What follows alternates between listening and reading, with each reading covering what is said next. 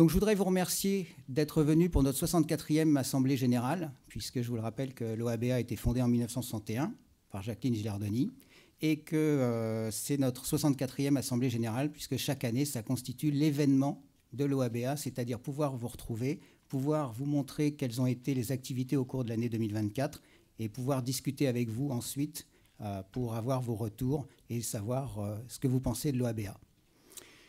Donc, une fois de plus, je remercie ceux qui sont déjà venus et qui viennent chaque année, puisque je reconnais un certain nombre de personnes parmi vous fidèles. Donc je les remercie parce que ce n'est pas évident de venir quand même chaque année, venir assister à notre Assemblée Générale. Je voudrais dès le départ remercier très sincèrement et chaleureusement quelqu'un qui est absent, mais que l'on excuse bien évidemment, c'est monsieur le député Mathieu Lefebvre, grâce à qui nous avons eu cette salle. On va continuer les remerciements, mais cette fois les remerciements plus traditionnels. Au nom du conseil d'administration, nous remercions de leur présence les quelques parlementaires, mesdames et messieurs parlementaires présents parmi nous aujourd'hui, leurs collaborateurs. Merci aux représentants des services vétérinaires ou anciens représentants des services vétérinaires du ministère de l'Agriculture et de la Souveraineté alimentaire, n'est-ce pas, d'être là parmi nous.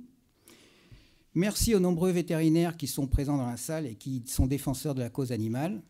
Merci aux avocats en charge de nos procédures, je devrais dire à nos avocates en charge de nos procédures, parce qu'elles sont dans la salle parmi nous. Merci aux représentants d'organisations de protection animale d'être présents aussi. C'est important qu'il y ait une certaine unité, une certaine cohésion entre associations de protection animale, et on ne peut que regretter qu'il n'y en ait pas plus. Merci à nos intervenants, nos deux intervenants de qualité que vous découvrirez dans quelques minutes.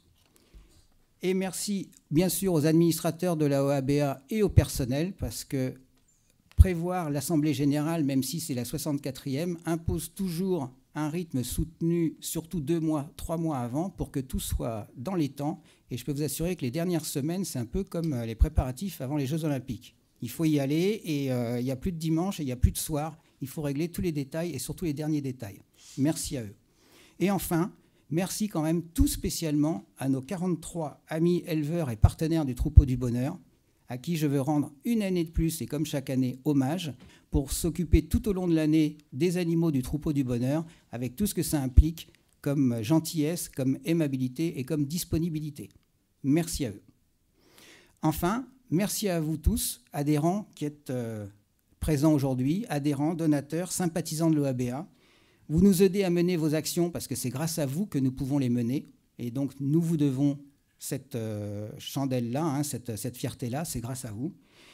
Je sais que certains sont adhérents depuis plus de 50 ans, donc merci. Il y a un couple que l'on voit aussi chaque année depuis des dizaines d'années qui viennent de loin. Je veux les remercier d'être encore parmi nous aujourd'hui. Et puis, à titre indicatif, il y a aussi une dame qui est adhérente depuis 1964. Non, ce n'est pas Brigitte Bardot, mais c'est quand même une adhérente présente depuis 1964. Pour nous, l'IA est d'abord l'intelligence animale. Donc, c'est le thème de cette année, vous le savez. Et vous le savez que pendant des siècles, les intellectuels étaient divisés sur le sujet.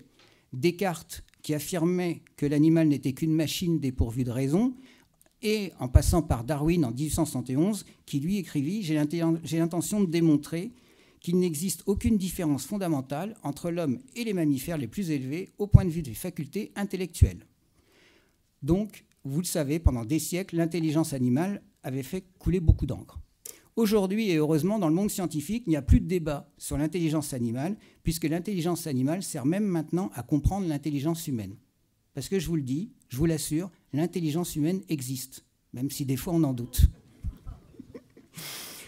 Donc nous avons le plaisir d'accueillir aujourd'hui 2 spécialistes dans l'approche de l'intelligence animale, à savoir Alain Boissy et Sébastien Moreau. Je me permets juste de dire 2 petits mots sur chacun d'eux. Donc vous allez voir 2 parcours relativement différents. Alain Boissy, docteur en neurosciences, éthologue, directeur de recherche à l'INRA, l'auteur de nombreux livres et de très très nombreuses publications sur la compréhension de l'animal d'élevage, sur la condition animale et sur l'amélioration de méthodes d'élevage, bien sûr. Et il a dirigé les 7 dernières années le CNR-BEA, donc Centre national de référence bien-être animal. Alain donc a une approche scientifique très intéressante qu'il a basée sur ses travaux au contact des animaux d'élevage qu'il a étudiés pendant plus de 20 ans. Donc j'espère qu'il nous fera le plaisir de partager quelques anecdotes. Sébastien, quant à lui, est un vulgarisateur scientifique, enfin un vulgarisateur talentueux dans la cognition animale, une autre approche. Ses interventions sont aussi intéressantes que ludiques. Ses présentations reposent toujours sur des publications scientifiques, tout en gardant un petit esprit critique quand même sur leurs protocoles mis en place. Donc, c'est intéressant.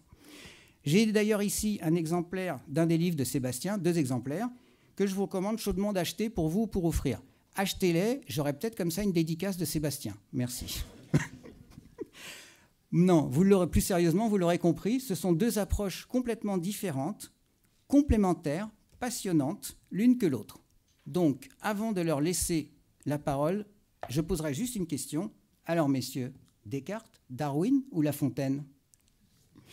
En tant que scientifique, comme Emmanuel le mentionnait, expert en comportement des animaux de ferme, j'ai grand plaisir à introduire notre, je dirais, c'est le conférencier de l'après-midi, hein, Sébastien Moreau, pour cette partie sur l'intelligence animale, effectivement, qui n'a rien du tout d'artificiel, comme vous allez le voir. Je prends 3 minutes pour introduire Sébastien en disant que Sébastien est passionné d'éthologie et de comportement animal.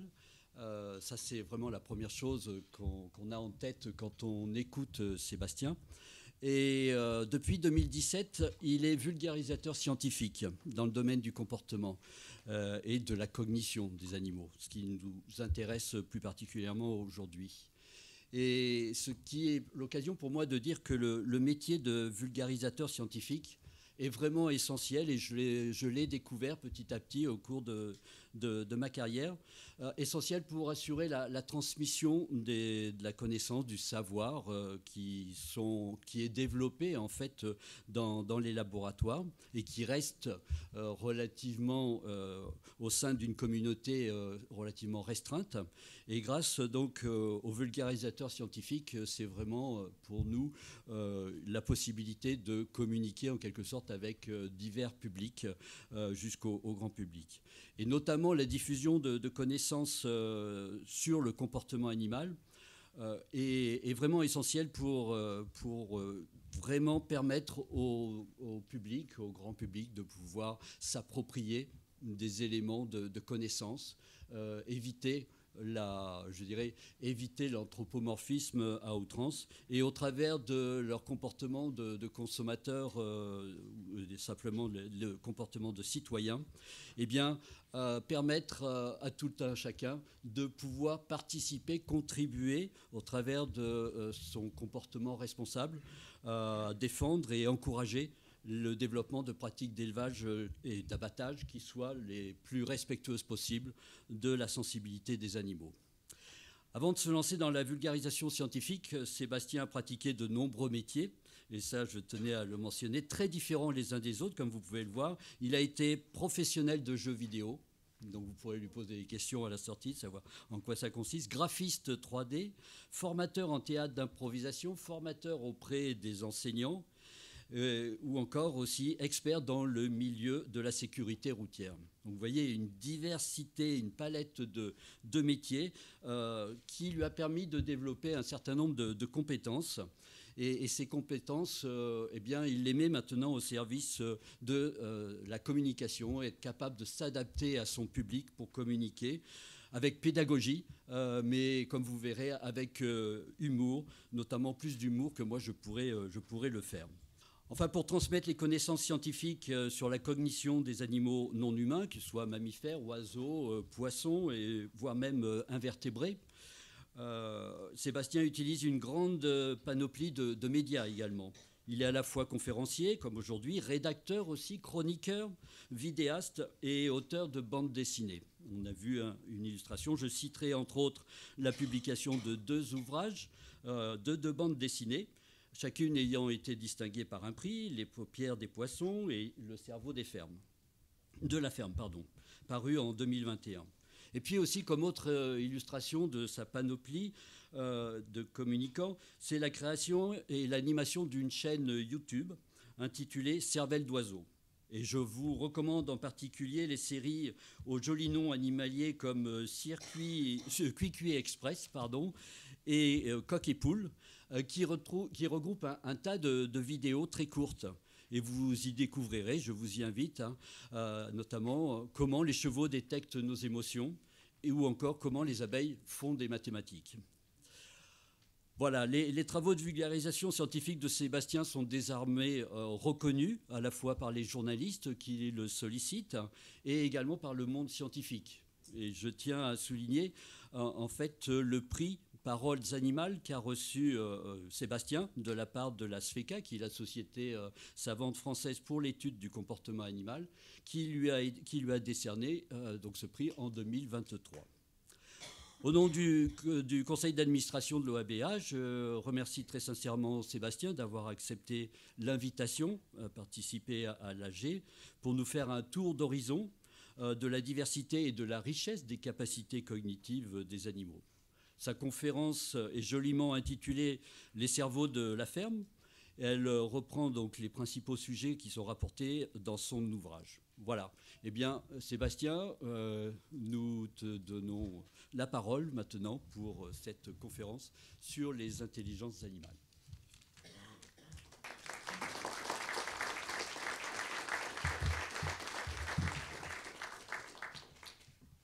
C'est totalement excessif.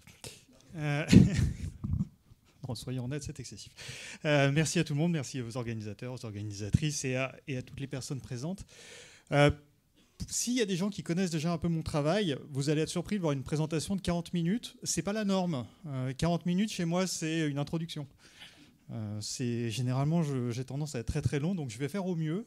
La conférence a été modifiée, coupée, redécoupée dans tous les sens, à tel point que j'ai constaté que mon plan ne marche pas entièrement hier. Mais vous allez déjà avoir pas mal d'informations sur justement la cognition, le comportement des animaux d'élevage. Alors toutes les illustrations que vous verrez dedans viennent justement du livre Les cerveaux de la ferme, qui ont été faites, donc les illustrations par l'illustratrice Laïla Benabid. Et voilà un petit peu le plan qu'on va suivre aujourd'hui. On va commencer par parler un peu de la vie sociale, c'est-à-dire à quoi ressemble leur organisation sociale, que ce soit aux vaches, aux poules, aux cochons, aux moutons. J'aurai peut-être pas le temps de tout faire, mais en tout cas, on va voir un petit peu comment ça s'organise dans leur vie de tous les jours. Ensuite, on parlera de la cognition, c'est-à-dire comment ils réfléchissent, comment ils analysent le monde. Puis on viendra sur la communication et les émotions, puisque cette partie-là va embrayer sur justement les travaux d'Alain, et Alain reviendra au pupitre à ce moment-là pour nous parler de ses travaux sur les émotions, parce qu'il y a des choses assez déstabilisantes dans cette présentation, du fait que je me retrouve à présenter les travaux d'un mec qui est devant moi. Mais pour le coup, pour cette partie-là, c'est lui qui viendra parce que c'est pas moi qui vais faire tout le boulot. Et ensuite, on fera une petite conclusion justement pour voir que tirer de toutes ces informations. Alors, tout d'abord, la vie sociale de ces animaux. Donc, ah oui, effectivement, c'est petit. Donc, tout d'abord, on va parler des poules en priorité pour une bonne raison, c'est que autant tous les mammifères dont on va parler là ont des structures sociales relativement similaires. Et quand je mets le mot relativement, il faut vraiment être clair, il est en gros et en gras, parce que ce qu'on va vous expliquer sur une population, vous pouvez trouver quelque chose de totalement différent sur une autre population. On va dire il y a une règle générale et il y a à peu près que des cas particuliers. Les poules, c'est un peu plus stable, et en plus les poules, on le connaît bien parce que ce sont des animaux dont on a encore la souche sauvage. Donc les poules, en fait, c'est des animaux qui viennent d'Asie. Qui viennent d'Asie du Sud-Est, et aujourd'hui vous allez à Singapour, vous trouvez encore la souche sauvage qui mène sa petite vie tranquillement dans son coin. Donc ça, c'est la structure classique d'un groupe de poules. Les poules vivent en harem, donc vous avez un mâle, peut-être 2 ou 3 qui en général sont un peu les losers du groupe, et vous avez plusieurs femelles. Donc par exemple, là vous avez 2 mâles, et vous avez ici toutes les femelles. Donc on voit que les mâles, avec la domestication, ont quasiment pas bougé. Les femelles, en revanche, elles ont un peu changé, elles ont pris du poids, elles ont un peu changé de couleur. Et donc, on a en général, je ne vois pas bien avec le reflet, mais je crois qu'on a un 3e mâle là, peut-être. Et on a le groupe de femelles qui est ici. Et en général, ça va être la structure hors reproduction. Donc ça, en fait, c'est un plan qui vient d'une publication de 1963, je crois bien. Ça doit être marqué, c'est pas grave, on verra après. Et ça représente le sud du Nil, sur lequel des populations de poules sauvages ont été observées. Et les scientifiques qui ont travaillé là-dessus se sont aperçus qu'en fait, les poules et les coqs vont développer des territoires assez fermés. C'est-à-dire que ce que vous voyez là, c'est le sud de l'île. Les carrés, ce sont les arbres de perchage. Et en fait, l'arbre de perchage, c'est le centre du territoire de la vie de ces animaux. Ce qui veut dire que les poules, les coqs, ont besoin d'avoir des zones de perchage. Ça fait vraiment partie de leur mode de vie sauvage. Et donc, il va y avoir des arbres de perchage primaires et des arbres secondaires. Donc, pourquoi il y a des arbres secondaires? Parce qu'en fait, vous avez des hiérarchies entre les mâles qui sont d'une complexité que je vais vous épargner, mais il est possible qu'il y ait des mâles qui aient des sous-territoires sur le territoire d'un mâle dominant. Donc ça devient vite compliqué. Il y en a qui vont avoir leur propre femelle, d'autres, ils n'ont pas le droit d'avoir leur propre femelle. Ça dépend s'ils sont de la famille. C'est compliqué. Mais ce qui est marrant, c'est que là-dedans, dans cette publication-là, de 63, ils reviennent sur toute la genèse d'une saison complète de reproduction et de gestion des différents individus. Et c'est Game of Thrones, le truc. C'est vraiment genre, lui, il est mort, du coup, il y a un tel, il est revenu sur son territoire, mais à ce moment-là, il y a lui, il s'est battu, il l'a empêché de revenir, mais alors ils ont divisé le territoire en deux. C'est hallucinant comme histoire. Et donc, en gros, pendant les périodes non reproductives, il n'y a pas de défense de territoire. C'est-à-dire que ces frontières-là vont être relativement perméables, les animaux vont se bouger un petit peu sur la zone, mais en revanche, quand la saison de reproduction arrive, là, les coqs vont défendre les territoires farouchement. Et en fait, le job des coqs, c'est de protéger le territoire pour que les femelles puissent faire leurs petits tranquillement. Et ils doivent aussi accéder à leur bon vouloir. C'est-à-dire que c'est eux qui vont leur trouver des endroits pour faire les nids. Et si jamais les poules, elles sortent du territoire et qu'elles trouvent à manger dans un coin qui est vachement intéressant, mais qui est chez quelqu'un d'autre, eh bien, le coq a la charge d'aller péter la tête de l'autre pour prendre une partie du territoire. Donc, on a tendance à appeler ça une structure en harem. Oui, ok, des fois, les mâles peuvent être un peu relous avec les femelles. La réalité, c'est que les femelles, elles décident de beaucoup de choses aussi. Et elles ne se laissent pas faire comme ça. Tu peux recliquer dessus, si tu veux. Et donc, ah non, c'est 69, autant pour moi, elle est de 69, celle-ci. Et donc, c'est pour ça que je disais que c'était assez étrange de présenter cette conférence en face d'Alain, puisque cette infographie-là vient directement des travaux de M. Boissy, et que ça, c'est sur la structure sociale des vaches. Alors, chez les vaches, ça ressemble un peu à ce qu'on retrouve chez les chèvres, les moutons, les cochons. On a des sociétés qui sont des sociétés matriarcales, donc ce sont des groupes de femelles qui vont vivre ensemble, et les mâles souvent vont vivre à part. Alors avec les vaches, pas nécessairement. Souvent les vaches, quand il y a un taureau, le taureau vit à proximité du groupe. Mais si vous êtes chez des moutons, chez des chèvres, chez des cochons, les mâles en général vivent à part. Encore une fois, le cas général, que des cas particuliers. Ça va souvent être des petits groupes de femelles familiaux. Donc vous allez avoir la mère, ses filles de plusieurs générations, éventuellement la sœur et les petits.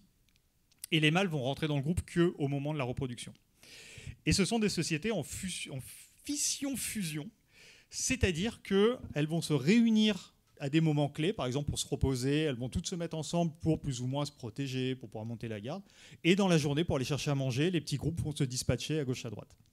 Donc c'est des sociétés, c'est des groupes relativement autonomes, qui ont assez peu de hiérarchie entre eux en fait. Alors chez les vaches, on en observe. Donc ça justement, c'est un des graphiques qui vient de l'étude d'Alain, où dedans, ils sont allés étudier différents troupeaux de bovins. Et on voit un petit peu les hiérarchies telles qu'elles ont été organisées dans ces différents troupeaux qui ont été observés. Donc, par exemple, vous avez la première qui est très linéaire. On a la vache A qui domine la vache B, qui domine la vache C. Alors, qu'est-ce que ça veut dire qui domine?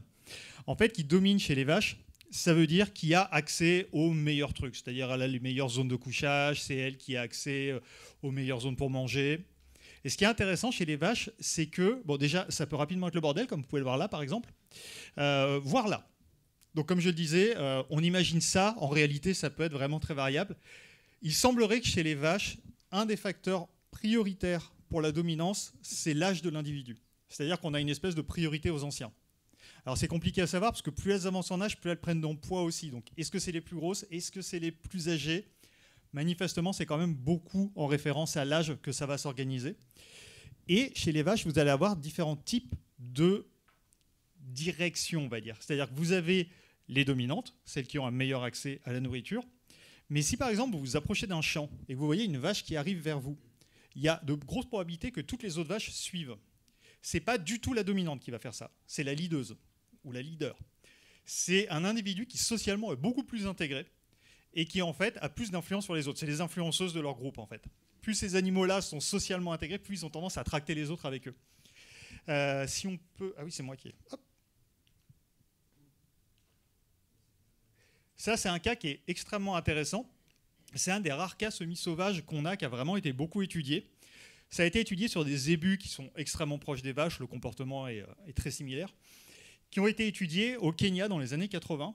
Et ce qui est assez amusant, c'est qu'à la base, les deux scientifiques qui ont fait ces travaux, ils étaient partis au Kenya pour faire totalement autre chose. Je ne sais plus, ils devaient enseigner les langues, je ne sais plus exactement ce qu'ils devaient faire. Et en fait, pour une raison X ou Y, l'université a été fermée pendant plusieurs mois.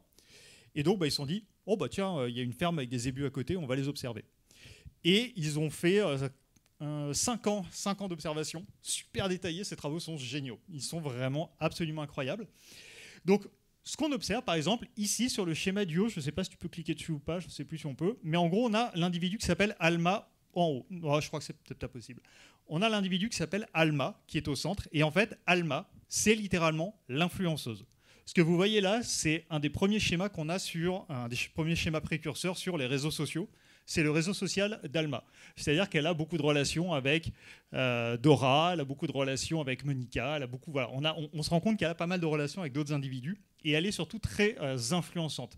C'est-à-dire que quand cet animal prend des décisions, les autres ont tendance à suivre. Et ce qui est hyper fascinant chez cette observation, dans cette observation qui a été faite, donc pour expliquer un peu comment ça se passait, en gros, au départ, ils ont une espèce de grande ferme, ils l'ouvrent le matin, les animaux partent, c'est un groupe avec des femelles et un mâle, ils font leur vie toute la journée, et le soir, ils rentrent d'eux-mêmes. Donc c'est des animaux qui sont semi-sauvages, en fait, ils sont vraiment laissés à eux-mêmes. Et donc ici, ce que vous voyez, c'est des schémas qu'ils ont fait sur les liens sociaux entre les vaches. Donc on a les années, 1975, 1976, 1977, etc. Ça, c'est le nom des différentes vaches du groupe, et c'est pour qui, c'est pour Nanette ? Ouais, c'est pour Nanette. Et ça, c'est le nombre de fois où on l'a surprise, où on l'a vue en train de manger côte à côte avec une autre vache. Et littéralement, on voit que en 75, elle est beaucoup avec Gila, un petit peu avec, c'est qui ici ? C'est Bian, un petit peu avec Tina, vous voyez. Et au fur et à mesure des années, on se rend compte qu'en fait, Gila, c'est vraiment sa meilleure copine. C'est sa giga meilleure copine. Et ce qui est intéressant, c'est que chez les vaches, en plus, on peut l'observer par des comportements affectifs, c'est-à-dire que les vaches se lèchent mutuellement. Ça, vous passez à côté d'un champ, vous verrez toujours 2 vaches se lécher. Et en fait, les vaches vont signifier leur affection comme ça, elles vont se lécher mutuellement. C'est un peu l'équivalent de l'épouillage chez les primates. Et on se rend compte qu'elles ont effectivement des amis qu'elles vont garder sur, là on le voit, sur au moins 5 ans, qui est la durée de l'étude. Et ce qui est intéressant, c'est que selon les tâches, ce n'est pas nécessairement les mêmes animaux avec lesquels elles font les différentes choses. C'est-à-dire qu'elles vont bien aimer se coucher à côté d'un individu, mais manger avec un autre. Et donc, ça, c'est intéressant pour souligner le point de leader. Donc, c'est une autre publication des mêmes personnes. C'est-à-dire qu'ils ont voulu voir comment fonctionnait la direction quand les animaux partaient le matin. Et en fait, le matin, ils se sont rendus compte que c'était systématiquement Alma qui sortait et qui emmenait tout le monde.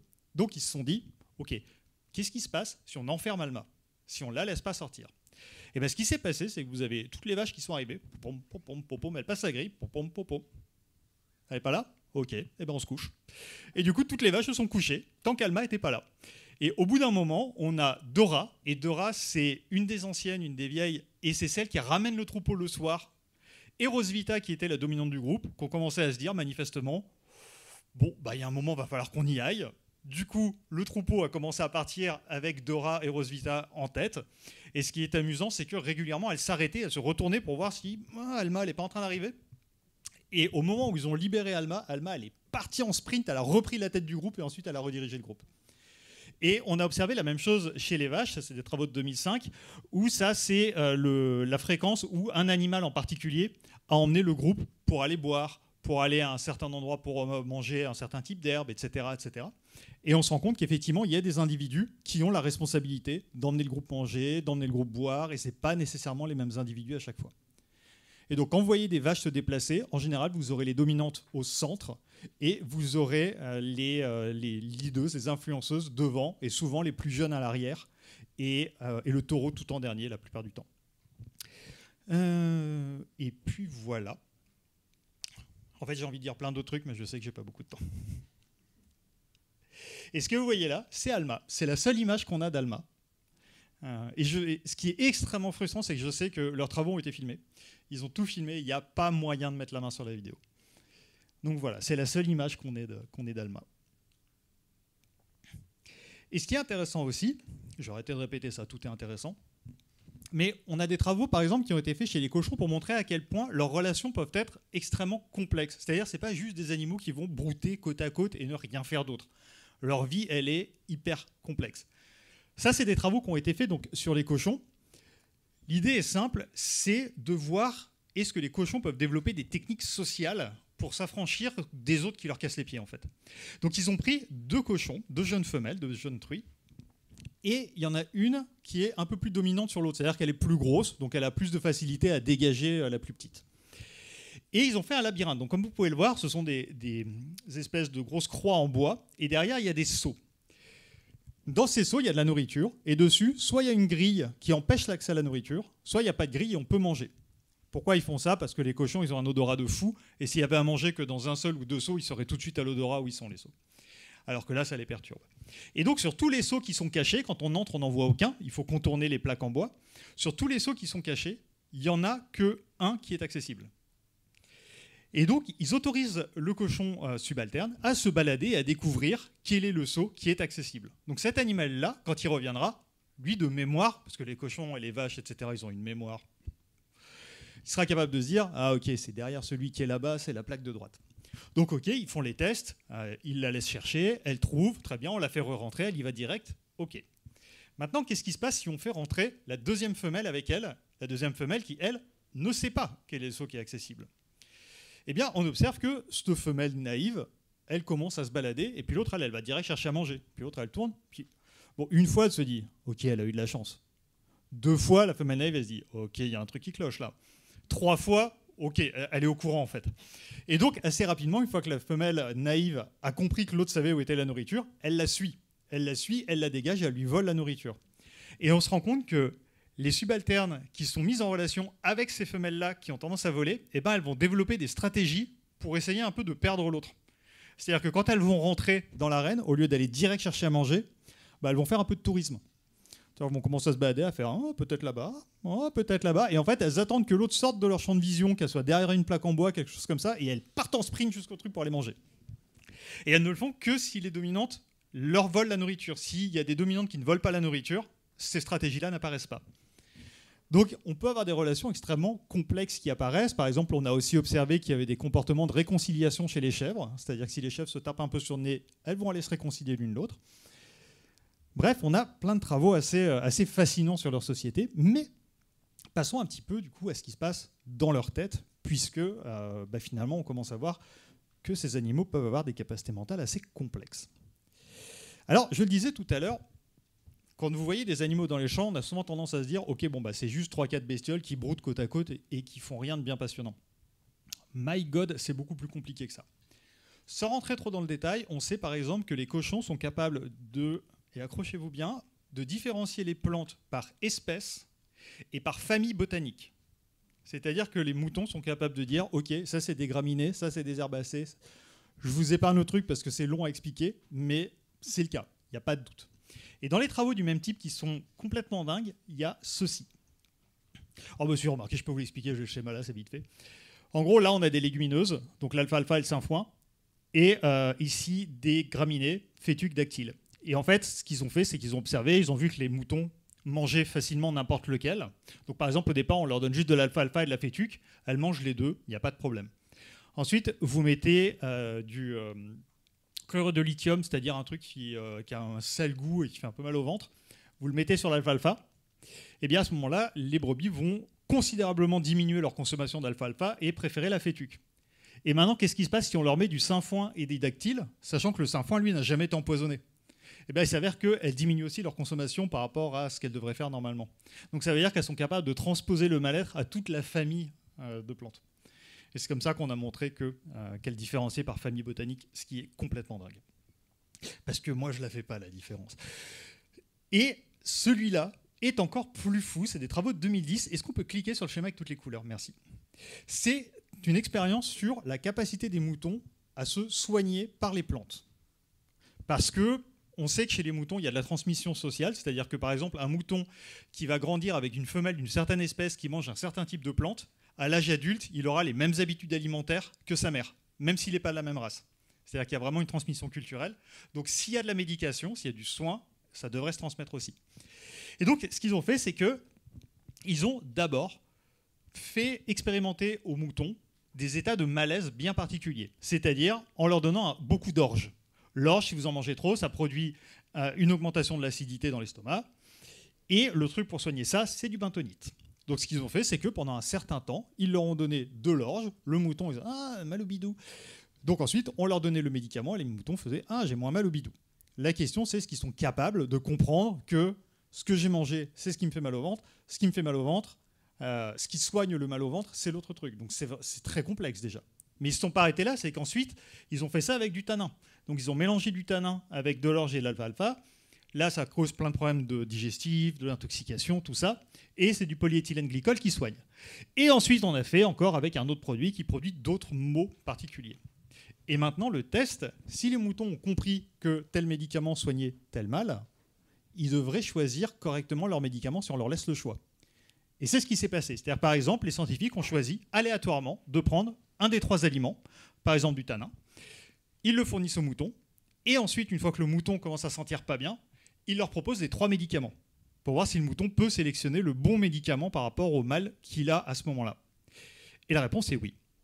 Les moutons sont capables de choisir le bon médicament. Et à l'époque de la sortie de cette publication, en 2010, c'était la première fois, toute espèce confondue, primates y compris, à l'exception de l'humain, qu'on montrait que des animaux étaient capables de choisir entre différents médicaments par rapport à un état physique particulier. Ça nous donne une autre information qui ne soulève pas dans cette étude, mais que je trouve intéressante à noter. Ça veut dire que les moutons sont capables d'évaluer leur état interne. Ils sont capables d'évaluer les différents types de malaise qu'ils ressentent eux-mêmes. Et ça, c'est des clés qui sont quand même assez importantes quand on veut commencer à parler de conscience de soi et de ce type de phénomène. Donc cette étude est vraiment très très intéressante par rapport à ça. Donc les animaux, notamment les herbivores dont on parle là, ils ne se contentent pas juste de brouter n'importe quel type d'herbe en permanence, ils sont en train de sélectionner par rapport à ce qu'ils doivent manger, comment ils se sentent, quel type de plante, c'est beaucoup, beaucoup, beaucoup plus compliqué que ça en a l'air. Nous, en tant qu'humains qui ne mangeons pas d'herbe, pas beaucoup en tout cas, je ne connais pas votre vie, je ne m'avance pas, on a tendance à pas faire la différence, c'est-à-dire que de l'herbe, c'est de l'herbe. Et pour les moutons, de l'herbe, c'est pas de l'herbe. Vous avez 40 000 trucs différents. Ah ouais, non, mais ça, non, je vais aller manger là. Et tout. En fait, vous voyez juste une espèce de gros nuage en train de manger par terre. C'est beaucoup plus compliqué que ça, ce qui se passe dans sa tête. Et en fait, c'est pas très étonnant parce qu'on a affaire à des animaux, souvent, qui ont plein de défis à relever dans leur vie. Et ça, c'est une chose qui est fascinante qu'on a découvert, c'est que la plupart des animaux, quand vous leur laissez le choix entre obtenir gratuitement de la nourriture ou devoir travailler pour obtenir de la nourriture, ils préfèrent travailler pour obtenir de la nourriture. Vas-y, je fais des digressions, je m'en fous. Je vais vous prendre un cas qui sort un peu de ça, mais je vais vous parler de mes chats, parce que j'aime bien parler de mes chats. J'ai 2 garçons, j'ai 2 chats. J'en ai un qui mange de tout, j'en ai un qui mange des trucs très sélectifs parce qu'il tombe malade dès qu'il mange autre chose. Et le premier, il est très actif. Donc pour l'occuper, on lui a acheté ce qu'on appelle un croquetier. C'est une espèce de petite tour comme ça où il faut mettre les pattes dedans pour faire tomber la nourriture. Il s'en est servi, il a adoré, ça l'occupait à mort. Et le problème, c'est qu'on s'est rendu compte que l'autre a commencé à tomber malade. L'autre commençait à nous faire des diarrhées de partout. Et en fait, on s'est rendu compte qu'il préférait utiliser le croquetier de son frère pour obtenir des croquettes, alors que ce n'était pas ses croquettes à lui, c'est des croquettes qui le rendent malade, plutôt que d'aller chercher les croquettes dans sa gamelle. Et là, on a vraiment un indicateur comme ça. Et donc, les animaux ont besoin de résoudre des défis, ils ont besoin de solutionner des problèmes. Notre cerveau est fait pour, il déclenche des récompenses quand on résout des problèmes.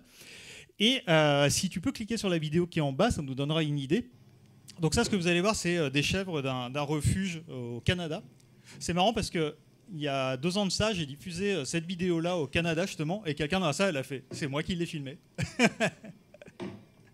Et donc là, vous voyez le bouc qui va enlever le système avec ses cornes, puis avec le nez, avant de pouvoir ouvrir la porte.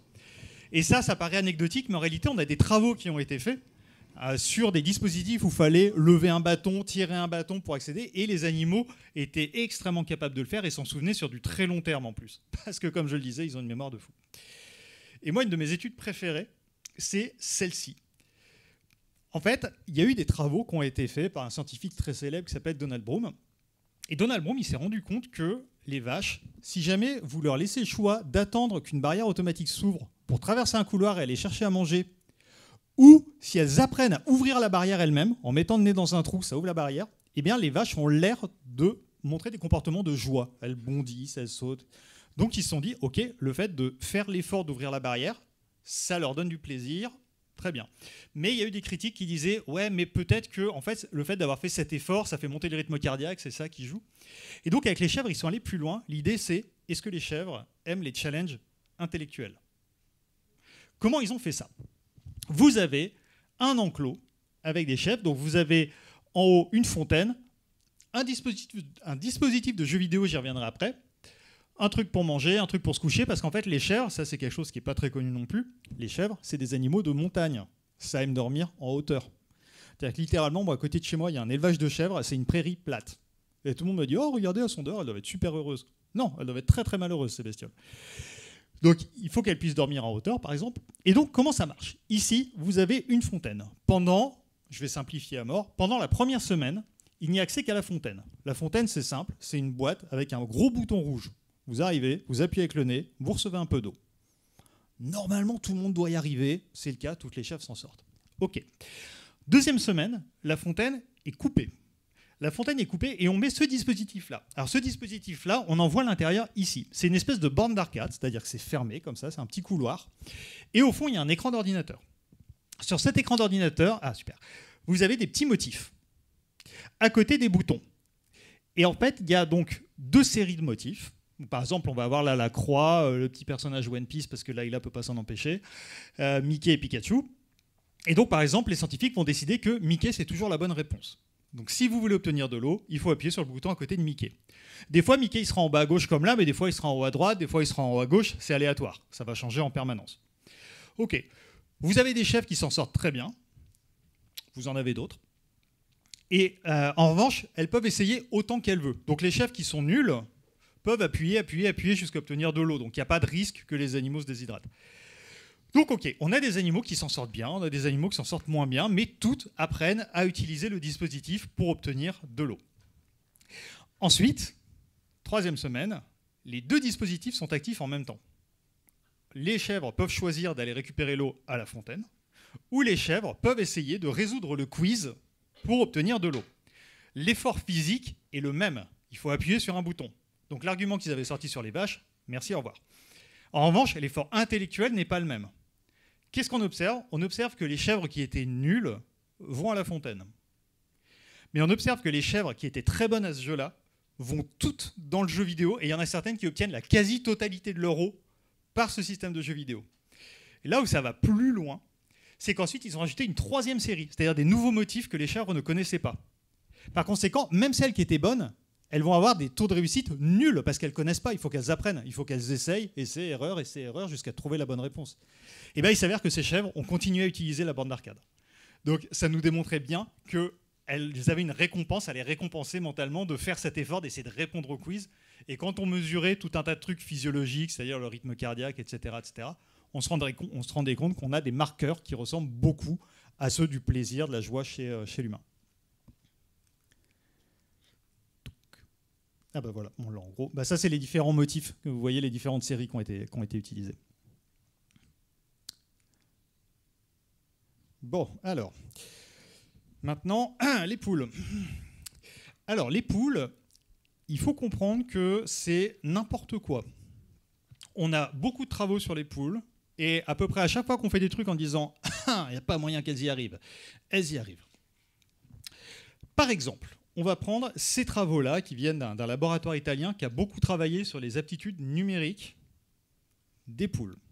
Cette étude s'appelle « Arithmetic in Newborn Chick », arithmétique chez des poussins nouveau-nés. On est d'accord. Comment ça marche? Dans cette étude-là, on utilise un phénomène qu'on appelle l'empreinte. L'empreinte, c'est quand les poussins vont naître, ils vont se lier très fortement à leurs frères, leurs sœurs, leur mère.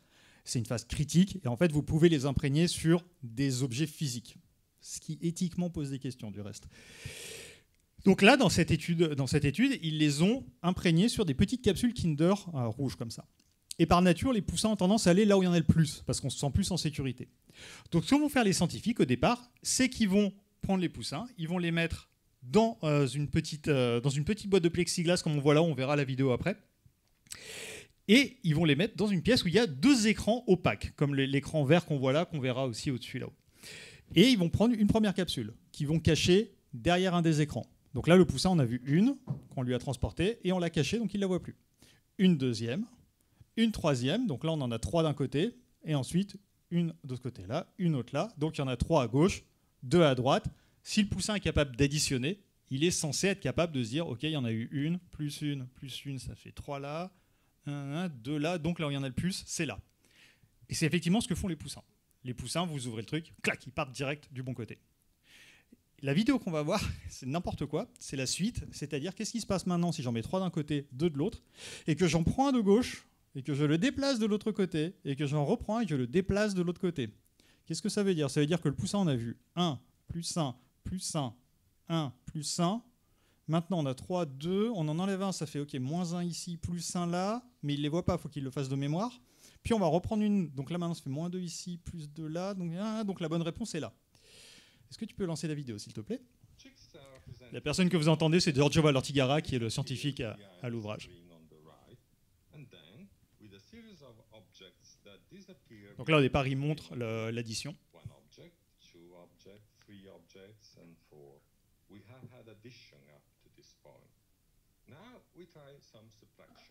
One object is moved from the left to the right, and then another one moves from the left to the right. So at this point, we would expect that Chick will choose the screen on the right side, and it does. Ce poussin a entre 3 et 5 jours de vie. Qui ici peut faire des maths à 3 ou 5 jours de vie? Donc voilà, et puis il faut vraiment, c'est pas juste une étude qui est tombée comme ça, hein. C'est des travaux sur les aptitudes numériques chez les poussins.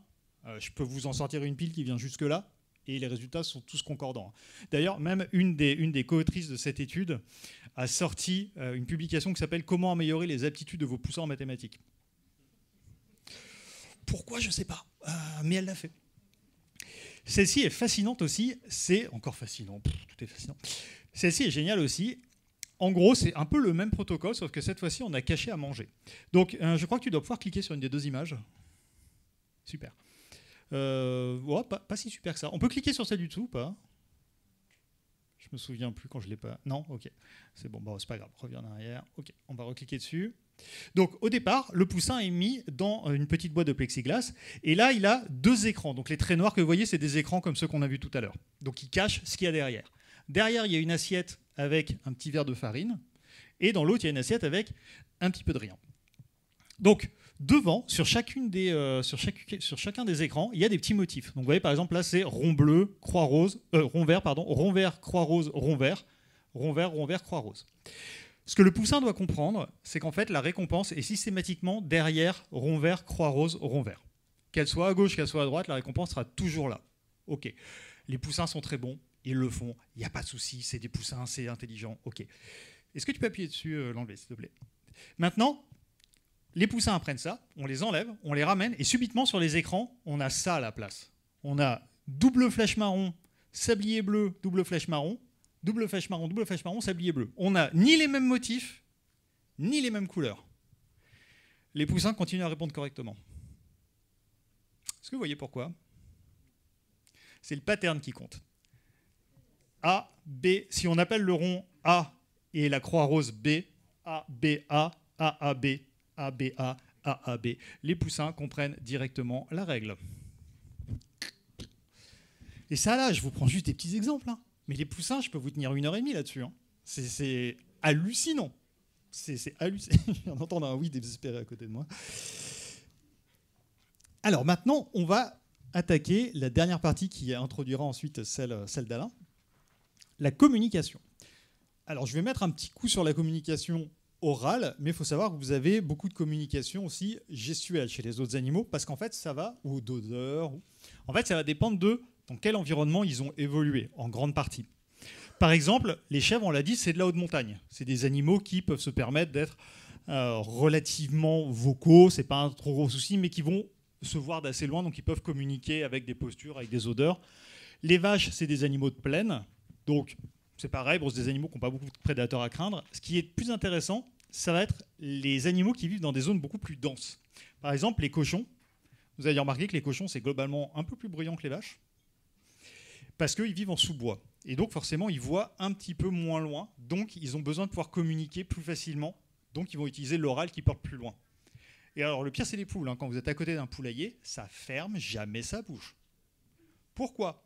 Parce que les poules, en fait, le nom anglais des poules, de la poule sauvage, c'est Red Jungle Fowl, la poule rouge de la jungle.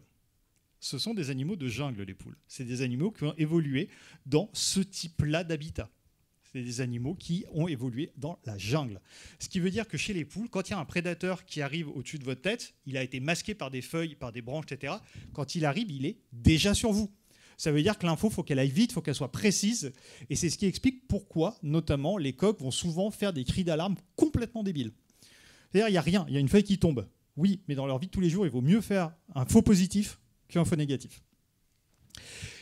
Donc, on va switcher. Effectivement, les poules sont les animaux qui ont eu leur communication vocale la plus étudiée et qu'on connaît le mieux. Ah oui, c'est moi qui switch. Pardon. Ah, non. Ah. Donc, on a eu des travaux très très poussés qui ont été faits en 87 par Collias, où il a enregistré, ce mec est fou, il a vraiment enregistré tout un tas de situations de vie des poules et ensuite il a tout décortiqué. Ok, tel son, c'est dans telle situation parce qu'il y avait tel et tel individu qui faisait ça. Et on s'est rendu compte qu'il y avait une espèce de régularité, comme on le trouve un peu chez nous, c'est-à-dire par exemple les notes montantes et les notes descendantes. Et bien chez les poules aussi, ça va avoir plutôt quelque chose de positif vers le montant, plutôt négatif vers le descendant.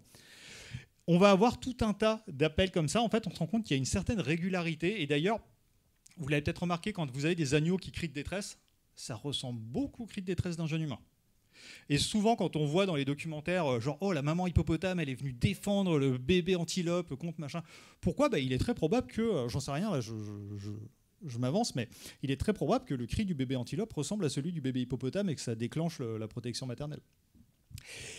Et ce qui est intéressant, c'est que les poules vont communiquer énormément sur beaucoup de choses et de manière très précise. Parce que dans la vie de tous les jours, elles sont derrière cette feuille. Donc, elles ne se voient pas. Donc, si elles ont besoin de donner de l'info, il faut que l'info soit précise. Par exemple, vous connaissez peut-être un son de poule, code-code-code-codec. Eh bien, code-code-code-codec, la plupart du temps, pas toujours, mais en général, ça signifie qu'il y a un prédateur terrestre qui arrive. Donc, elle n'est pas du tout en train de dire « Hey, mon humain préféré !» Elle est en train de dire « Danger !» Vous avez aussi des cris, c'est lesquels celui-là ? Ouais, ça doit être le cri aérien. Est-ce que tu peux cliquer sur la première vidéo ? Non, ça c'est le beating, c'est pas celle-là. C'est celle qui a l'écran. Ouais.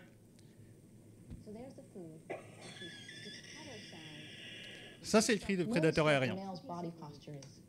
La personne qu'on entend, c'est Caroline Smith, c'est une des grandes chercheuses sur cette question. En fait, il n'y a rien qui joue là. C'est pas grave. Globalement, vous avez entendu le cri, c'est ce qui compte le plus. Et ce que les scientifiques ont découvert, c'est qu'en fait, ce cri allait varier selon la vitesse et la taille du prédateur, mais aussi que ça allait modifier le comportement des autres animaux. Par exemple, les animaux qui chassent des poules au sol sont en général des prédateurs en embuscade. Donc à partir du moment où ils ont été repérés, ils abandonnent la chasse. Et donc le code-code-code-codec, c'est un son qui est très facile à localiser. C'est-à-dire que le prédateur peut très facilement localiser l'individu qui a chanté. Mais sauf qu'en fait, quand les poules entendent ça, elles vont toutes lever la tête et toutes commencer à scanner autour pour dire au prédateur « t'es grillé ». Alors que le son que vous venez d'entendre, c'est un son de prédateur aérien. Il a beaucoup d'harmoniques à l'intérieur. Vous avez vu, c'est très dur à entendre. C'est immonde comme son. Et en fait, c'est parce que c'est dur à localiser un son comme ça. Le prédateur aérien aura du mal à trouver d'où vient le son. Et ça, quand les poules entendent ça, elles s'aplatissent au sol et elles vont se planquer. Donc c'est pas du tout le même comportement, ce qui nous prouve que les poules comprennent bien la signification de ça, et c'est ce qu'on appelle un signal référentiel, c'est-à-dire un signal qui fait référence à l'extérieur, à l'animal, c'est-à-dire qu'il n'exprime pas juste des émotions, mais il transmet une information sur le monde extérieur. Or, ce qui est vraiment très marrant dans ce truc-là, c'est que c'est pas quelque chose d'automatique. C'est-à-dire que le coq va faire varier, va appeler plus ou moins selon ce qui se passe autour. C'est-à-dire que s'il est tout seul, il n'appelle pas. Parce que si c'est pour se faire défoncer par le prédateur, c'est pas la peine. Si il y a sa poule qui est dans le coin, sa poule préférée notamment, là il va appeler pour qu'elle puisse aller se cacher. Si jamais il y a sa poule qui est dans le coin et que lui est proche d'un abri, il va le faire encore plus. Alors si lui il est proche d'un abri et qu'il y a un concurrent qui est complètement à découvert, là il balance la fanfare. Parce que si on peut prévenir la poule et faire buter un concurrent au passage pour le prédateur, c'est pas forcément toujours sympa les coqs. Donc les coqs ont aussi la charge de fournir de la nourriture aux femelles. Donc il y a des signaux très complexes, on appelle le teat beating, le food call. J'ai pas le temps de rentrer trop, j'avais prévu, mais j'ai pas le temps. Mais les coqs peuvent quasiment mentir aux poules, ils peuvent supprimer un des sons, enfin pas aux poules, mais à l'autre coq. C'est-à-dire qu'un coq subalterne va supprimer une partie du signal pour que l'autre ne l'entende pas, mais pour que la poule le voit en train de le faire. Enfin, bon, c'est la vie des poules, c'est très compliqué. Et un truc qu'on n'imagine pas non plus, c'est pas la peine de le grossir, mais c'est qu'on s'est aperçu qu'en fait les poussins communiquent avec la poule avant la naissance. C'est-à-dire que la poule, elle doit retourner l'œuf et elle doit régulièrement être dessus pour le maintenir au chaud. Et en fait, les poussins dans l'œuf doivent avoir un œil contre la coquille pour que la lumière passe et que le cerveau se construise correctement. Et si l'œuf n'est pas dans le bon sens, la poule ne peut pas le savoir.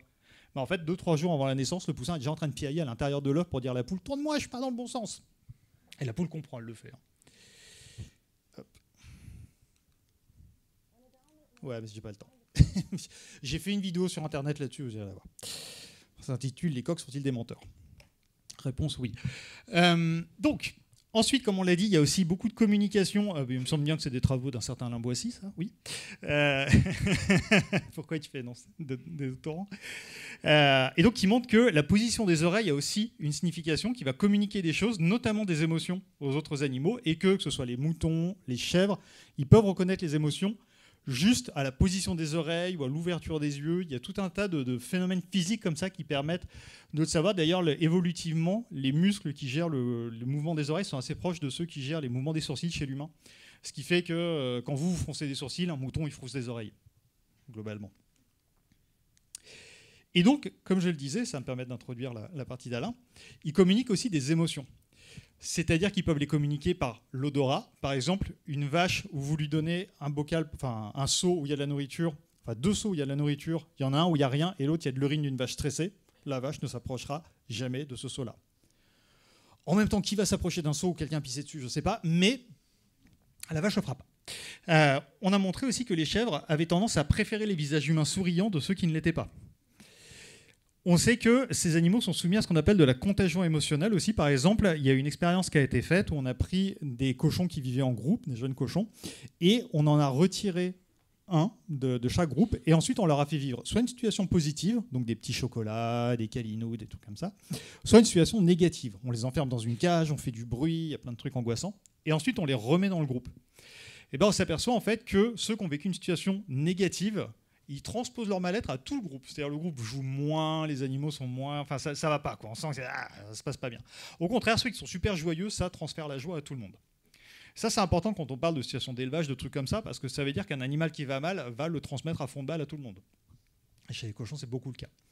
Donc ça, ce qu'on appelle la contagion émotionnelle, c'est-à-dire le fait de transmettre les émotions, j'ai presque terminé. C'est quelque chose qui est une partie de l'empathie. Une deuxième partie de l'empathie, donc ça, c'est une partie qui ne nécessite pas d'être conscient du phénomène. En revanche, on a un cas chez la poule qui est absolument fascinant, encore une fois, où ils ont montré que les poules avaient ce qu'on appelle l'empathie cognitive, c'est-à-dire qu'elles sont capables de se mettre à la place de leurs poussins. J'explique très brièvement, et après, comme ça, je donne la place à Alain. Est-ce que tu peux cliquer sur l'image du bas? Je pense qu'on peut la grossir. On ne peut pas la grossir, très bien. C'est très bien comme ça aussi. On va mettre la poule dans une partie, on va dire rouge et vert pour que ce soit plus simple. Dans une partie rouge, c'est la partie négative. Si la poule est dedans, on lui balance un souffle d'air au visage. C'est la panique, elle considère que c'est un danger, elle piaille, tout ça. Okay. Si on la met dans la partie verte, il ne se passe rien. Donc tout va bien. Donc zone de danger, zone de sécurité. Maintenant, sur chaque poule, on va prendre ses poussins et on va leur apprendre soit la même chose que la mère, rouge c'est dangereux, vert tout va bien, soit l'inverse de la mère. Rouge tout va bien, vert c'est dangereux. Si la poule réagit uniquement par contagion émotionnelle, elle ne devrait réagir que à la façon dont ses poussins réagissent. C'est-à-dire que si les poussins ont peur dans la zone verte, elle devrait avoir peur quand ils sont dans la zone verte. Si au contraire, elle met sa propre connaissance à la place, elle ne devrait pas paniquer quand ils sont dans la zone verte. Parce qu'elle, elle sait que ce n'est pas dangereux. Et ben, c'est ce qu'on observe. C'est-à-dire que quand la poule est dans la zone d'observation et que les poussins sont en zone rouge, si eux ont appris que c'était angoissant, ils vont paniquer, elle va paniquer, tout le monde panique, c'est la panique. Si les poussins sont dans la zone verte et que pour eux c'est sécurisant, la poule est cool, les poussins sont cool, tout le monde est cool. Mais si elle est là et que les poussins sont dans la zone rouge et que pour eux tout va bien, pour eux c'est une zone qui n'est pas dangereuse, ils ne vont pas paniquer, la poule panique quand même. Elle panique un peu moins, mais quand même. Et quand ils sont dans la verte, eux vont paniquer, elle va rester relativement cool. Ce qui prouve qu'elle est capable de transmettre sa connaissance sur les poussins et on sait qu'elle leur apprend quoi manger et elle utilise le même type de technique. Donc en fait, les émotions c'est quelque chose qui va être extrêmement important chez ces animaux, on vient de le voir, c'est des choses qui vont communiquer entre eux. Et ça, c'est le boulot d'Alain. Donc, je vais te laisser enchaîner sur ces questions-là.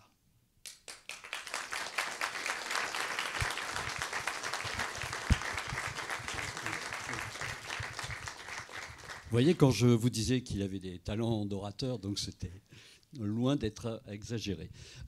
Écoutez, on s'était dit en échangeant pour préparer cette présentation, effectivement, de pouvoir ajouter, et puis ça vous permettait de voir en contraste, en fait, un scientifique qui reste dans sa rigueur, qui n'est pas forcément très expressif, et un vulgarisateur, et qui est loin, c'est un terme qui est loin d'être péjoratif, vous comprenez, pour faire passer les informations, la connaissance, il n'y a rien de mieux, et je trouve que on a beaucoup de chance que, en fait, tu nous fasses l'honneur de faire cette présentation. Vous avez compris que les émotions, c'est loin d'être quelque chose de réflexe, hein. Vous avez, même aussi rapides soient-elles ces réactions, eh bien, elles vont être en fonction du contexte dans lequel l'animal qui est soumis à la pression en quelque sorte, va pouvoir analyser et donc s'exprimer son émotion différemment et donc ressentir une émotion qui est relativement différente selon le contexte. Vous voyez là, donc il y a vraiment un lien avec la cognition dans les émotions. Et là, on s'était dit, ce serait bien de montrer aussi en quoi les émotions peuvent aussi en retour interférer avec ces capacités cognitives en fait, que Sébastien nous a présentées.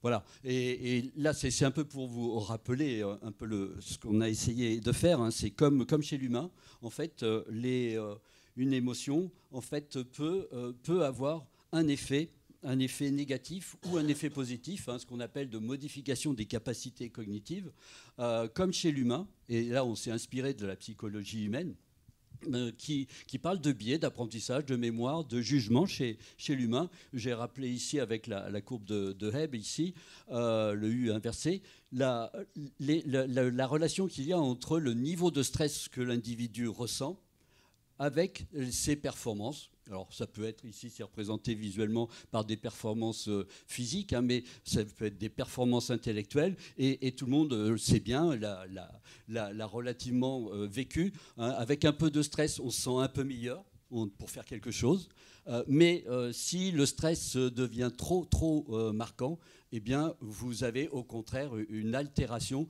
de ces performances ou des capacités, que ce soit pour apprendre quelque chose ou que ce soit pour se rappeler de quelque chose. Et puis là, ce petit verre, c'est en fait pour vous rappeler et pour vous mettre en situation, en fait, hein, ces verres qui sont, on va dire, ni complètement pleins, ni complètement vides. Donc c'est une situation relativement ambiguë. Et selon, en fait, l'émotion que l'on ressent, eh bien, si je ne suis pas très bien dans ma peau, je vais dire, ah bien, le verre est à moitié vide. Hein, si on faisait le test, si on avait le temps, ou au contraire, si je me sens très bien, j'ai eu une très bonne nouvelle qui vient de m'être communiquée, eh bien, je vais trouver effectivement que ce verre, il n'est pas si vide que ça, il est même plein. Voilà. Donc, eh bien, en fait, on a cherché à savoir si chez nos animaux, on avait cette possibilité aussi, et qui montrait bien la relation relativement complexe qu'il y a entre émotion et cognition.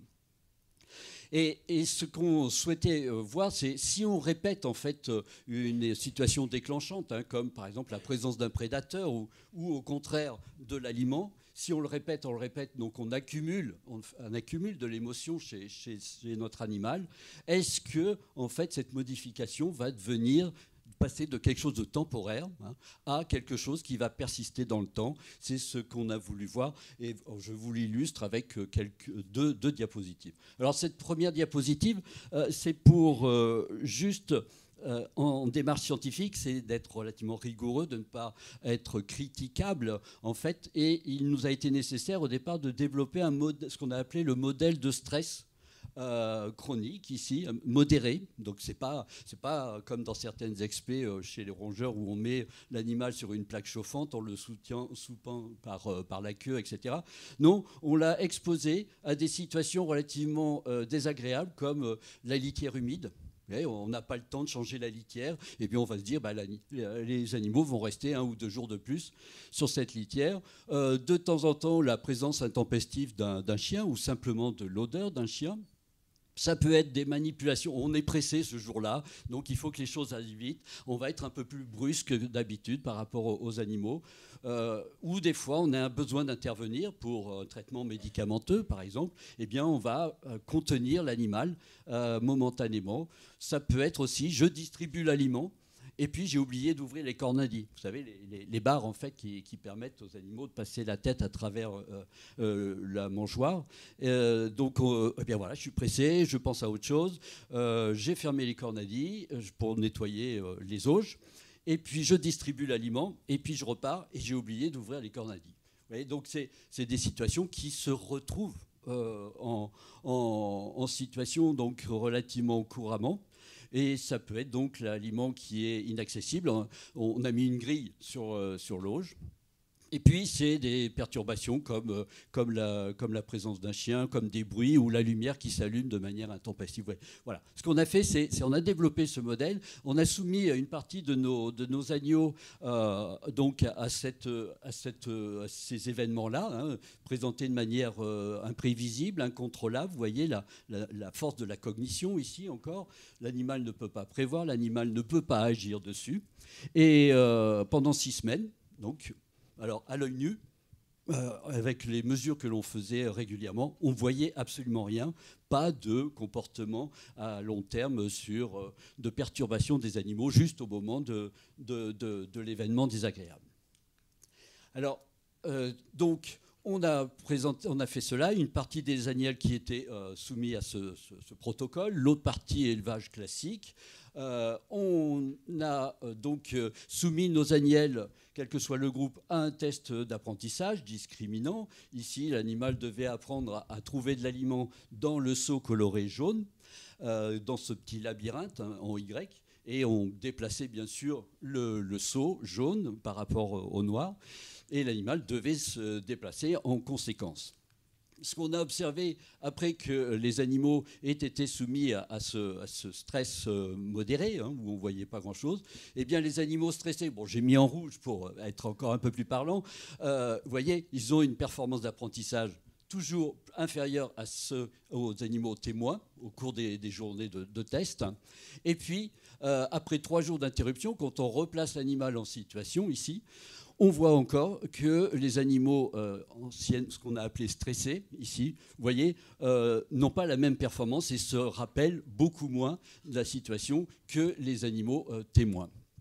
Donc tout ça pour dire que la répétition, l'accumulation d'émotions ici négatives au travers du stress va biaiser les performances, comme chez l'humain, que ce soit dans l'apprentissage, pour acquérir un nouveau comportement, mais également pour se rappeler. Alors ici, alors je ne sais pas si on peut... c'était juste une vidéo pour vous montrer... voilà, je pense que c'est parti. Voilà, donc pour maintenant s'intéresser à la question de ce verre à moitié vide, à moitié plein, est-ce que les animaux ont aussi cette représentation des choses ? Eh bien, on a d'abord appris à des agnelles à discriminer de nouveau. Vous voyez, pour celle-là, quand le seau est à droite, elle peut s'en approcher et il y a de l'aliment. Quand le seau est à gauche, eh bien, elle évite de s'en approcher puisqu'il y a un événement qui est un peu perturbant ici. C'est un blower, une chaussette en fait qui bouge avec de l'air. Donc là, c'est simplement pour celle-ci lui montrer qu'on lui a appris à faire dans l'autre sens. Et vous voyez, les animaux apprennent très vite. Donc là, ce qui est intéressant, c'est voir vraiment cette tendance, mais il y a vraiment un contrôle de soi de l'animal qui va progressivement éviter le saut. Voilà. Donc vous voyez, les animaux sont capables d'apprendre facilement. Quand le saut est côté récompensé, l'animal s'en approche. Quand il est côté puni, les animaux ont fini par ne plus y aller. Vous voyez. Et maintenant, on resoumet une partie de nos animaux à ce modèle de stress, ici, pendant 6 semaines. Après 6 semaines, on remet les animaux en situation. Bon, voilà, on n'a pas d'effet sur l'apprentissage. C'est vraiment sur le rappel, c'est quelque chose qui est relativement bien ancré et facile pour les animaux.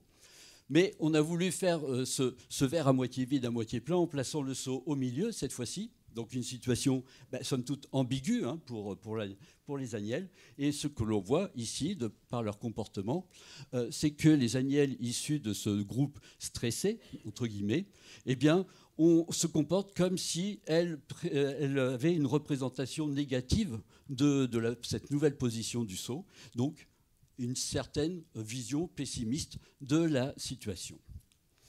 Et une dernière illustration pour montrer que l'animal n'est pas forcément obligé d'être en contact avec l'expérience négative pour avoir ce biais de jugement.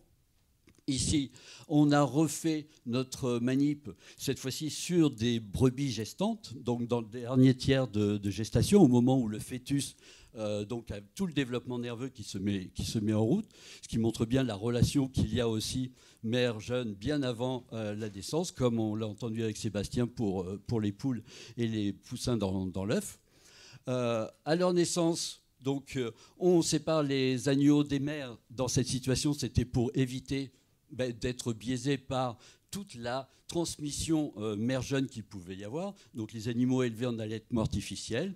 Et à l'âge de 3 mois, on a donc mis nos animaux dans ce test de go-no-go. Je dois y aller, je peux y aller ou je ne dois pas y aller, vous voyez. Donc, quel que soit le lot d'agnelles, les animaux apprennent assez facilement à discriminer. Et quand on met le seau au milieu, ici, vous voyez que les agnelles qui sont issues des mères stressées se comportent comme si elles avaient une représentation vraiment négative de la situation, qui montre bien que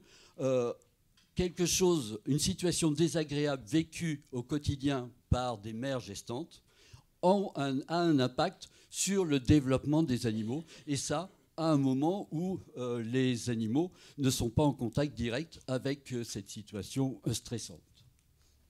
Voilà, donc c'était ce petit complément. C'était pour rappeler que, effectivement, la cognition joue sur la stimulation et la jeunesse d'émotions, mais en retour, les émotions sont aussi capables d'altérer ou de modifier ou d'amplifier les capacités cognitives des animaux.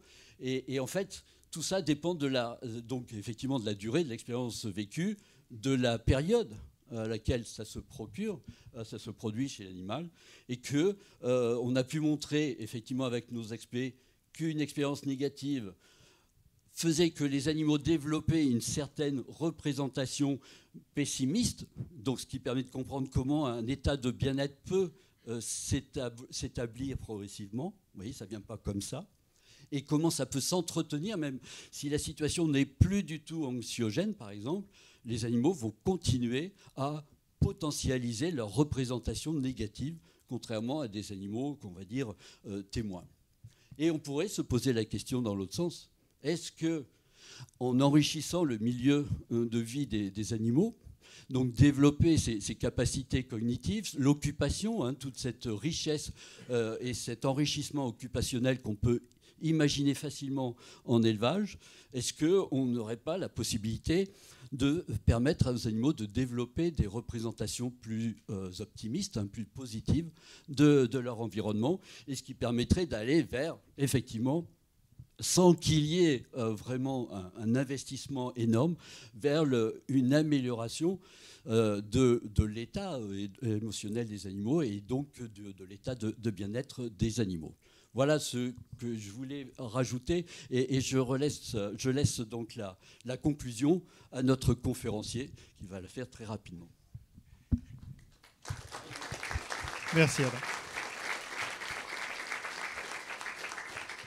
En fait, tu as presque fait la conclusion que je voulais faire, c'est-à-dire que dans ce qu'on vient de voir, ce qu'on peut garder en tête, c'est que en fait, leur vie est beaucoup plus riche que ce qu'on pourrait croire. On a tendance à voir, pour la plupart des herbivores, juste des animaux qui ont l'air idiots, et en fait, c'est loin d'être le cas. À chaque instant où vous allez voir des animaux faire des choses, en fait, il se passe beaucoup plus de choses que ce que vous pouvez penser.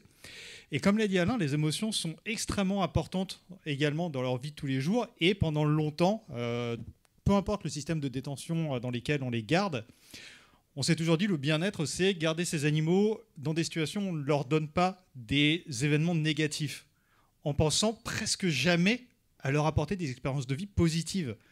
Mais sauf que c'est pas parce que quelqu'un grandit bien que sa vie elle est bien. C'est-à-dire que moi je peux vous maintenir en prison avec une perfusion et je vous grossirez bien et vous mourrez pas, je vous soignerai. Hein. C'est pas pour ça que vous irez bien. Et donc ça fait vraiment partie des questions, je trouve, et tes travaux en font partie, qui sont vraiment très importantes à se poser sur comment on fait maintenant pour leur apporter une vie qui soit vraiment positive aussi pour eux. Quoi. Voilà. Et ben merci de votre attention et désolé d'avoir dépassé.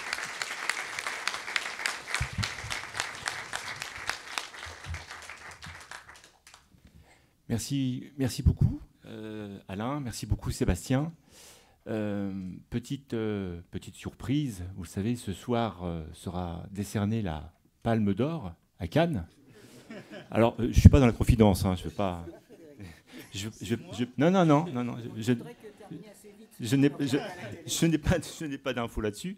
Mais nous, on a décidé cet après-midi, par l'intermédiaire d'Alain, de vous décerner une vache de cœur pour vous remercier d'avoir rapidement, si ce n'est spontanément, accepté notre invitation et de nous avoir entretenus pendant 40 minutes. Bravo pour le record sur l'intelligence animale. Merci beaucoup.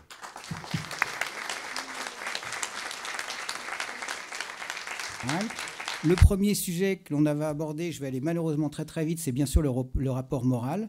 Vous avez en fait le rapport moral qui vous a été mis dans le document polycopié que vous avez tous dans vos sacs, tous dans vos sacs. Pour ma part, continuant sur l'IA, j'avais en fait trouvé pour moi 5 faits marquants, mais 5 indicateurs d'alerte concernant en fait 2024. Le premier, ça a été bien sûr le retard bien regrettable de la Commission européenne. Vous le savez, dans le calendrier des propositions relatives à l'amélioration du bien-être des animaux d'élevage. Dans un premier temps, la Commission avait annoncé la révision des textes législatifs pour 2020. On est arrivé en 2024 où seul un des textes avait été en fait, était à l'étude, même pas en fait terminé, publié. Et les 3 autres textes qui concernent en fait l'élevage, l'abattage et l'étiquetage, eh bien, c'est toujours attendu et malheureusement, c'est pas dans les tuyaux. On ne peut que le regretter pour tout ce temps perdu. Le deuxième point, c'est bien sûr l'absence de mesures concrètes ou de décisions fermes en matière de protection d'animaux de ferme de la part du ministère de l'Agriculture et de la Souveraineté alimentaire, malgré la crise agricole aux conséquences dramatiques. Là, je vais être très rapide. C'est bien regrettable, parce qu'on est tous à attendre, hein, tout est tous à attendre. Et dans l'éventualité où Madame la Ministre n'aurait pas d'idée de mesures concrètes, nous pouvons lui en proposer une toute simple. Par exemple, la création de structures d'accueil départementales pour les animaux d'élevage en abandon de soins ou maltraités. Oui, Madame la Ministre, ce point est vital et je vais le développer. Quelques chiffres. En 2021, vous le savez, l'OABA a pris en charge 1133 animaux. En 2022, le chiffre a atteint 2090. En 2023, c'est 2281 animaux, c'est-à-dire on franchissait largement la barre des 2000. Ces animaux que nous sommes vus confier sont extrêmement variés, puisque ce sont des bovins, des ovins, des caprins, des chevaux, des ânes, des cochons et même un peu de volaille. De tout, que l'on essaye au mieux de pouvoir récupérer, mais qui pose quelques problèmes, comme on va le voir. Ce qu'on va le voir, c'est surtout ce nouveau chiffre consécutif au retrait d'animaux, puisqu'en 2024, nous avons recueilli plus de 3000 animaux, 3149 exactement. Donc vous voyez l'expansion et surtout à quel point ça peut être exponentiel. Donc 2024 marqué encore par une année terrible, 3149 animaux. Je rappelle que l'administration, qui a été quand même consciente de ce problème concernant le retrait d'animaux, nous a octroyé en 2023 à titre exceptionnel une aide financière de 200 000 € que nous avons reçue, qui nous a bien aidés, mais qui a bien sûr été absorbée très rapidement par les prises en charge. Malheureusement, à ce jour, cette aide n'a toujours pas été renouvelée. On l'espère qu'elle sera pour 2025-2026. On verra bien. Mais à travers ces chiffres que je viens de vous communiquer, ce sont des chiffres d'animaux vivants, ce sont des retraits effectués par les services de l'État, mais malheureusement, ce sont des chiffres froids, puisque encore le 2000 animaux, 3000 animaux. Et derrière ces chiffres, je voudrais quand même rappeler qu'il y a des vies animales. Et je vous laisse imaginer le nombre d'animaux morts qui ont été en fait vus et qui ont été en fait malheureusement constatés au cours de ces retraits. Et ça, c'est dramatique, parce que si vous lisez les infomags et les articles, entre autres de Frédéric, qui se trouve à ma gauche, il parle régulièrement de ces corps, de nombre de corps, et en parlant de taupinière, qui est un terme bien pudique quand il découvre ces amas en fait, de cadavres. Pareil, que ce soit le directeur ou son adjoint, le nombre de cadavres retrouvés en bout de pâture ou dans des étables parce que décédés et pas pris en charge à temps. Et moi, c'est ce qui me fait le plus mal, c'est pas tant de savoir combien d'animaux on a pris en charge, mais c'est en fait le nombre d'animaux qui malheureusement sont décédés en abandon de soins. Alors, bien sûr, je ne parle pas des drames humains qui mènent à ces situations-là, j'en conviens tout à fait, ce n'est pas le but. Mais, Madame la Ministre, une question que je voudrais vous poser, les instances professionnelles dont vous êtes à l'écoute, ne vous ont-elles pas alerté sur ce sujet? Pourtant, ces instances officielles sont au courant. Madame la Ministre, combien de vies faudra-t-il encore sacrifier avant la création de structures d'accueil départementales pour animaux d'élevage? Vos prédécesseurs, et vous le savez, sont restés sourds à nos appels. Le seriez-vous, Madame la Ministre? Et quand vous parlez, comme vous l'avez fait récemment, de la défense du comté, OK, pour évoquer la crise agricole, mais ne croyez-vous pas qu'il n'y a pas d'autres sujets préoccupants? L'OABA peut au moins vous en proposer un. Le quatrième point que je voudrais voir avec vous, c'est le troupeau du bonheur qui a accueilli de nouveaux pensionnaires et en compte maintenant 649 répartis dans 43 fermes. Je ne peux que vous encourager à les parrainer, comme je ne peux que encourager Madame la Ministre à en parrainer. Bien sûr, ça nous amène au cinquième point, qui est là un peu plus dramatique, mais très courageusement, je laisserai notre trésorier en parler, puisque c'est en fait les dépenses de l'OABA qui, de ce fait, ont explosé, puisque c'est plus de 2 millions d'euros qui ont été dépensés, entre autres pour les retraits d'animaux. Donc cette situation dramatique que j'ai décrite exige des efforts financiers de la part de l'OABA, et le problème, c'est que ça nous oblige quelquefois à refuser des missions qu'on aurait pu accepter, mais qui, pour des raisons financières, nous ont obligés de faire des choix. Je voudrais quand même terminer ce bilan moral par une note positive, j'en suis capable. Et la note positive, c'est bien sûr que cela fait maintenant cette année 60 ans que l'OABA est reconnue d'utilité publique.